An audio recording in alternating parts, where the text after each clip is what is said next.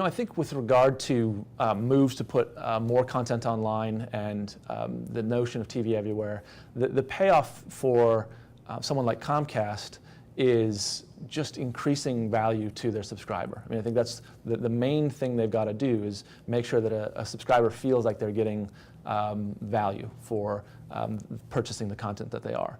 And part of value is matching the expectations that are being driven by the internet today, which is watch it when you want, where you want, how you want. And I think if it delivers on that promise, the payoff is that your subscribers are happy and they stay your subscribers.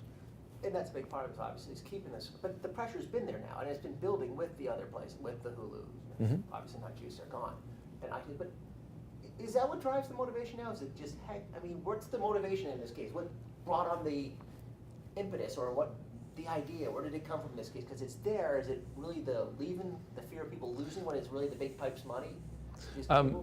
Yes, so I can't speak for Comcast as a spokesman, but what I can say is a lot of the motivation is one, recognition that there's an audience there and that there's building expectation on the part of consumers that the internet is a place they can access content.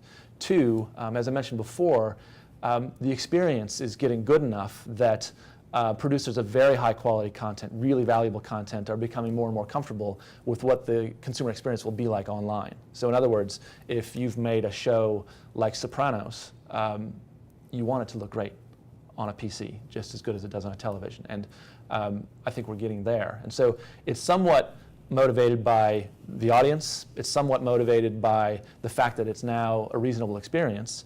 And I think it's also motivated by competition. Wanting to make sure that you're offering equal or better services to the alternatives.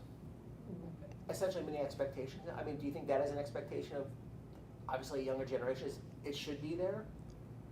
I think that increasingly, because of the success of YouTube, the success of Hulu and others, that there is a growing expectation that if you can see it on TV, you should be able to see it online. And so, yes, I think that current generation, younger generations are increasingly going to be surprised if content isn't online.